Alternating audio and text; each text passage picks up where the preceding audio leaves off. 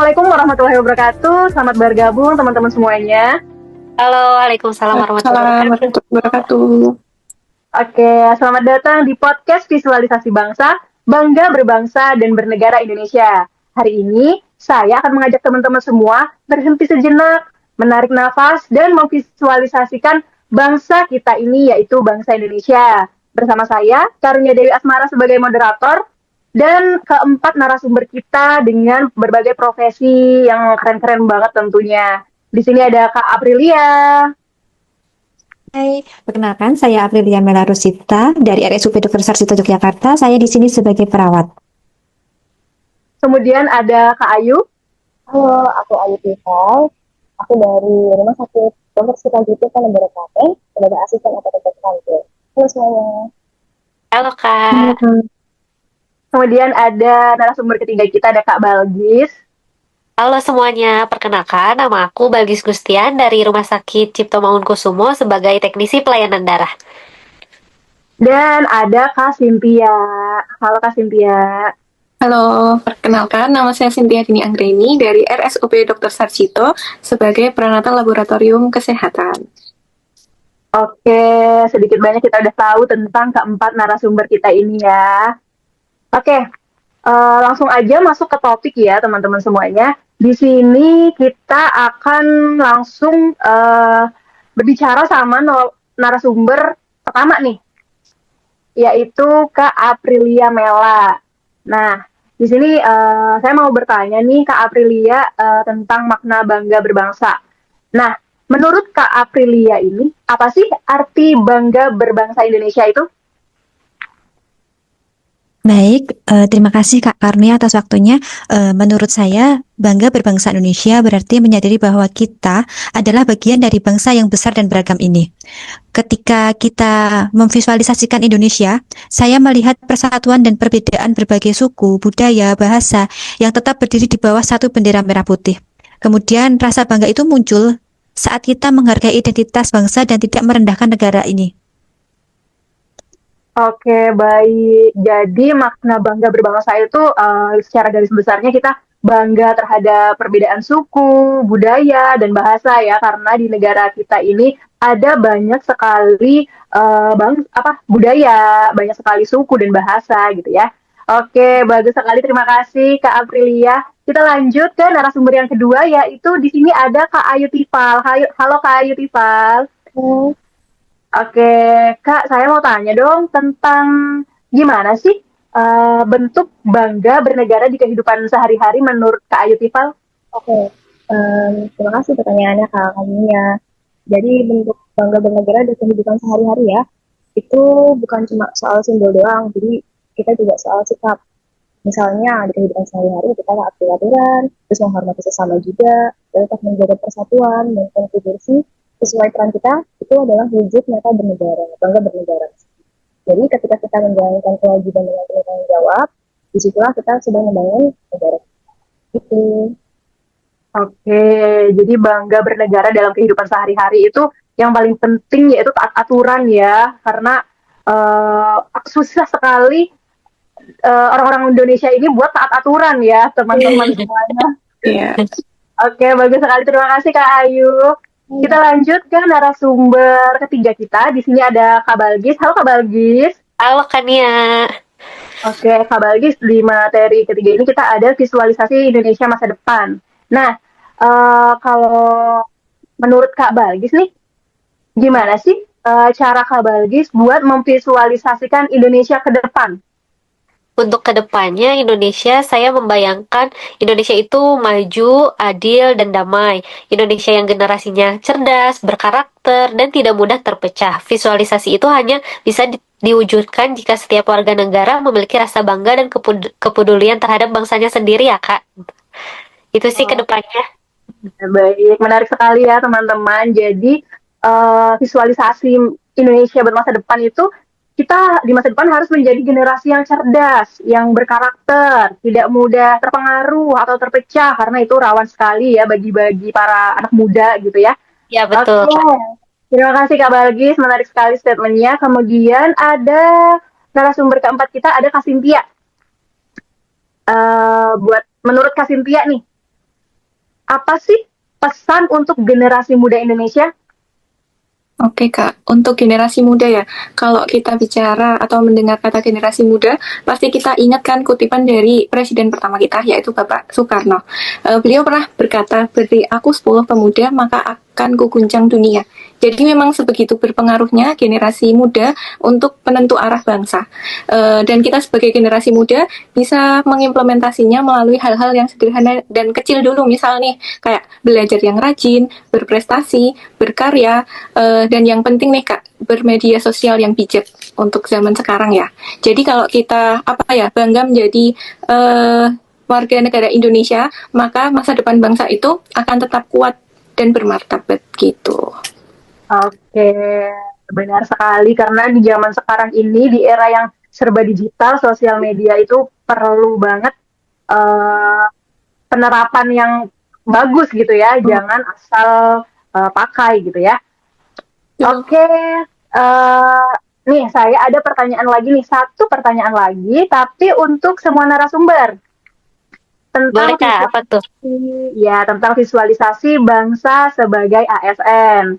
Kalau dari sisi pekerjaan masing-masing nih, kan di sini ada perawat, penata laboratorium, farmasi, dan juga teknisi pelayanan darah ya, beda-beda di sini.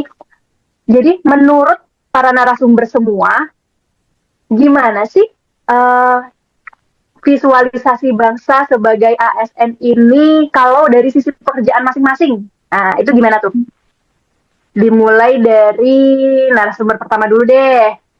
Kak Aprilia, boleh disampaikan Kak statementnya? Baik, bicara mengenai rasa bangga berbangsa dan bernegara bagi seorang perawat adalah bagi kami menjadi seorang perawat adalah menjadi bagian dari bangsa yang menjunjung tinggi dari nilai kemanusiaan, gotong royong, dan pengabdian. Profesi perawat bukan hanya sekedar pekerjaan, melainkan panggilan jiwa untuk melayani sesama tanpa membedakan suku, agama, ras, maupun latar belakang. Dalam setiap tindakan keperawatan, saya membawa nama baik bangsa dan negara Indonesia. Rasa bangga bernegara tercermin dalam komitmen saya untuk memberikan pelayanan yang profesional, beretika, dan berlandaskan nilai-nilai Pancasila. Sebagai perawat, saya turut berperan dalam menjaga derajat kesehatan masyarakat yang merupakan salah satu pilar penting dalam pembangunan nasional. Ketika mampu membantu pasien pulih dan kembali produktif, saya merasa telah ikut berkontribusi bagi kemajuan bangsa. Dengan terus meningkatkan kompetensi, menjaga integritas, dan menjunjung tinggi kemanusiaan, ini menjadi wujud nyata cinta kami terhadap tanah air. Oke, terima kasih Kak Aprilia. Benar sekali ya teman-teman ya. Oke, lanjut aja langsung ke narasumber kedua. Ada Kak Ayu Tifal sebagai apoteker. Boleh silakan Kak Ayu Tifal. Oke, terima kasih buat waktunya. Visualisasi bangsa tentang bangga berbangsa dan bernegara ya. Kita sebagai asisten apoteker, kami melihatnya itu dari hal-hal yang mungkin kelihatannya sederhana gitu, tapi dampaknya itu lumayan besar buat masyarakat luas. Misalnya, setiap obat yang kami siapkan sesuai dengan resep, sesuai dengan kode etik, itu kami siapkan dengan teliti. Itu bukan cuma soal pekerjaan, tapi juga kita pada kesehatan masyarakat Indonesia. Kami juga percaya kalau bangsa yang kuat itu dimulai dari masyarakat yang sehat dan paham cara menggunakan obat. Disitulah apoteker itu hadir, bukan hanya menyerahkan obat, tapi juga memberikan edukasi kepada nasionalisme bagi kami itu hadir saat kami bekerja dengan jujur, terus hati-hati, dan mengutamakan keselamatan pasien itu. Jadi sebagai asisten apoteker, kami bangga menjadi bagian dari sistem kesehatan Indonesia karena lewat profesi ini kami ikut menjaga kualitas. Itu. Oke, terima kasih Kak Ayu Tifal. Bagus sekali ya statementnya ya. Kemudian ada Kak Balgis nih selaku narasumber ketiga kita dari teknisi pelayanan darah. Oke, boleh silakan Kak Balgis.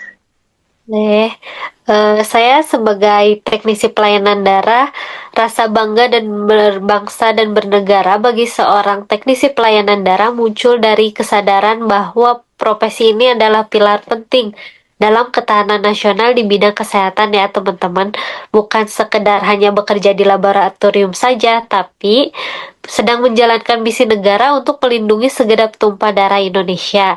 Bisa dilihat ada poin-poin refleksinya. Yang pertama ada bagian dari sistem ketahanan kesehatan. Indonesia memiliki tantangan geografis dan jumlah penduduk yang besar. Rasa bangga muncul ketika kita menyadari bahwa distribusi darah yang merata hingga ke pelosok adalah bentuk nyata kehadiran negara dalam menyelamatkan nyawa warganya. Yang kedua, menjaga standar keamanan darah. Meskipun teknologi medis terus berkembang, peran manusia sebagai teknisi tetap tidak akan tergantikan ya. Pasti kita selaku manusia yang mengoperasikan alat-alat yang modern itu. Kemudian ada yang ketiga, kita bekerja di balik layar seringkali tidak dikenal oleh pasien. Namun dedikasi kita memastikan bahwa setiap orang, maupun orang kaya, maupun orang miskin, mau itu dari budaya mana, pasti mendapatkan kualitas darah yang sama amannya. Kemudian memperkuat solidaritas sosial atau gotong royong. Bangsa Indonesia dikenal dengan budaya gotong royongnya. Sebagai teknisi pelayanan darah, kita menjembatani atau menghubungkan antara para pendonor yang secara sukarela mendonorkan darahnya dengan harapan membantu para pasien ya untuk sembuh dari penyakitnya. Kemudian ada yang kelima, partisipasi dalam mencapai target nasional. Turut berperan aktif dalam program pemerintah seperti menurunkan angka kematian ibu melalui ketersediaan darah yang cepat dan tepat untuk kasus perdarahan pasca persalinan. Itu, Kak. Oke, bagus sekali ya Kak Balgis. Ini statementnya luar biasa, panjang sekali, tapi aduh mari kita beri aplaus. Oke, terakhir nih, ada narasumber yang keempat yaitu Kak Cynthia Andini sebagai Pranata Laboratorium Kesehatan ya Kak Cynthia ya. Iya, Oke, betul, Kak. boleh Kak Cynthia silahkan disampaikan. Iya, makasih Kak. Jadi sebagai Pranata Laboratorium Kesehatan ya Kak, berbangga terhadap bangsa dan negara itu bisa diwujudkan melalui pengabdian keahlian kita untuk masyarakat Indonesia. Selanjutnya, kita juga harus menjunjung tinggi nilai profesionalismenya kita, integritas, dan etika. Itu bisa diwujudkan sewaktu kita melakukan pemeriksaan sesuai dengan SOP, mempertanggungjawabkan hasil yang dikeluarkan, dan melakukannya dengan teliti. Gitu. Selanjutnya, kita juga harus siap menghadapi tantangan kesehatan nasional. Contoh konkretnya itu sewaktu pandemi COVID kemarin ya Kak ya. Itu. Selanjutnya kita juga bisa mencintai produk dan inovasi dalam negeri. Ini bisa dimulai dari menggunakan alat atau reagen yang diproduksi di dalam negeri gitu. Jadi bangga berbangsa dan bernegara itu nggak melulu harus kita turun langsung di medan perang ya. Jadi untuk kami teknologi laboratorium medis, kebanggaan itu hadir ketika kita di laboratorium memeriksa setiap tetes darah dan mengeluarkan hasil untuk pasien. Gitu, Kak. Ya, setuju, Kak. Oke, terima kasih banyak Kak Cynthia. Oke teman-teman semua, ternyata ini kita udah ada di penghujung podcast ya. Terima kasih buat para narasumber kita yang keren-keren sekali di sini. Jadi Sobat Podcast, dari visualisasi bangsa hari ini, kita belajar bahwa bangga berbangsa dan bernegara Indonesia bukan sekedar kata-kata, tetapi sikap dan tindakan nyata. Mari kita jaga Indonesia dengan rasa bangga, kepedulian, dan kontribusi terbaik kita. Terima kasih kepada para narasumber yang luar biasa dan teman-teman yang sudah mendengarkan. Sampai jumpa di episode selanjutnya. Salam Indonesia Maju. Bye-bye. Terima kasih semuanya. Terima kasih.